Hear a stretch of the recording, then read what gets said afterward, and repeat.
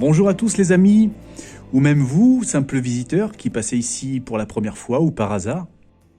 Comme il est de coutume, je vous souhaite donc à l'occasion de cette première vidéo 2023 une excellente année à tous. Alors on va pas se voiler la face, ça va être matériellement une année très compliquée, mais on est là tous ensemble pour la traverser. On va essayer de se soutenir, de voir les choses positivement tout en ayant quand même une vision réaliste de ce qui se passe. Donc voilà, je vais essayer de faire de mon mieux pour vous apporter mes divinations les plus fiables possibles. Et finalement, c'est comme dans le tarot, la vie, il suffit souvent de changer de niveau de lecture pour avoir un autre éclairage sur la vie et sur la situation. Donc, très bonne année à tous.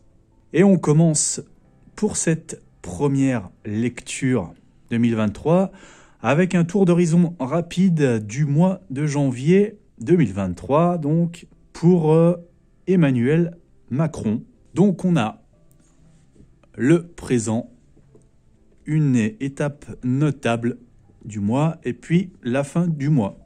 Donc là pour moi on n'est pas sur la personne physique d'Emmanuel Macron, pour moi on est dans les déclarations qui ressortent dans les médias. Voilà, les déclarations les plus importantes de ce mois de janvier. Et donc, le présent. J'aime bien faire le présent parce qu'il montre souvent la véracité finalement du tirage suivant. On sait que si le présent est juste, le reste le sera très certainement. Et là, on a donc, avec le tarot Golden Art Nouveau, le 4 de coupe et le 8 de bâton dans le présent. Et le présent du jour, c'est une déclaration d'Emmanuel Macron, je crois que c'est à l'occasion du Conseil des ministres, où il a parlé de conjurer les esprits pessimistes et de penser printemps. Voilà la déclaration du jour du président qui paraît presque un petit peu déconnecté. Mais voilà, le tarot nous l'illustre parfaitement, puisque là, on a donc ces esprits pessimiste, je crois qu'il a dit esprit triste. Voilà, il faut conjurer les esprits tristes ou quelque chose de cet acabit. Et donc là, on a cet homme qui fait la grimace.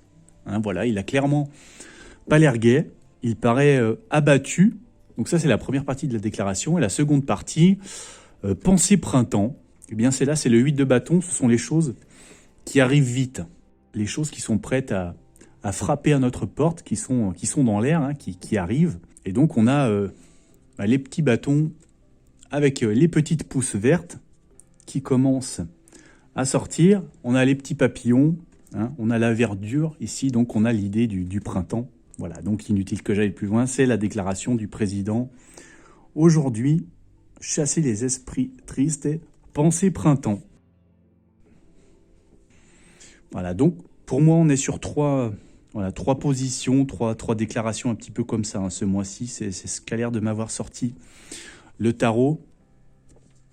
Alors, prochaine étape, on a un 7 de denier et un chevalier de coupe. Le 7 de denier, pour moi, c'est Emmanuel Macron qui demande apparemment de la patience. Les mesures en place qui tardent à donner des résultats, qui tardent à donner des fruits tangibles, voilà, à cueillir le fruit de l'effort.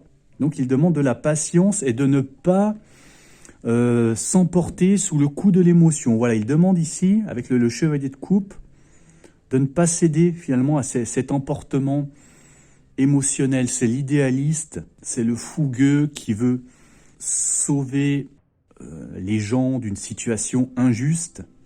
Et c'est peut-être en réponse aux manifestations. Là, je sais qu'il y a les Gilets jaunes qui refont une manifestation ce samedi 7 janvier. Donc je vois bien Emmanuel Macron sortir une déclaration comme ça. Finalement, ce serait la représentation des Gilets jaunes ou de la colère populaire, cette demande de justice, le besoin que les choses aillent vite. Donc Emmanuel Macron qui demande patience pour voir les résultats de sa politique. Il a reparlé des retraites pour les vœux On peut avoir aussi une image ici là, du fruit de l'effort, finalement, de récolter les fruits d'une longue vie de labeur pour les retraites, et où il se présenterait comme le sauveur ici, hein, le sauveur des régimes de retraite. Voilà, ce sont les deux choses pour moi que je perçois pour ce milieu de mois. Alors une fin de mois intéressante. À première vue, on a deux cartes rayonnantes, avec un as de coupe et un 10 de coupe. Mais comme je vous disais dans l'introduction de cette vidéo, justement, il suffit des fois de changer de niveau de lecture pour avoir une perception tout à fait différente des choses. C'est plutôt ça que je privilégierais pour ces cartes. À vrai dire, la première chose qui m'a frappé dans cette carte qui représente la perfection de la vie de famille, le bonheur absolu, hein, l'accomplissement familial, il y a aussi quelque chose de plus sournois qui est le côté factice de cette image, le côté trop beau finalement, le côté artificiel qu'on voudrait donner. Et en fait, je vous dis ça parce que quand j'ai vu cette carte, moi j'ai pensé à l'Union soviétique. On verrait presque une affiche, vous savez, de propagande que font les régimes totalitaires pour vanter comment la vie est belle chez eux, comment les gens sont heureux, comment les familles sont parfaites. Et voilà, moi c'est l'Union soviétique qui m'est venue. En fait, c'est peut-être une image pour me dire la Russie qui est sortie ici.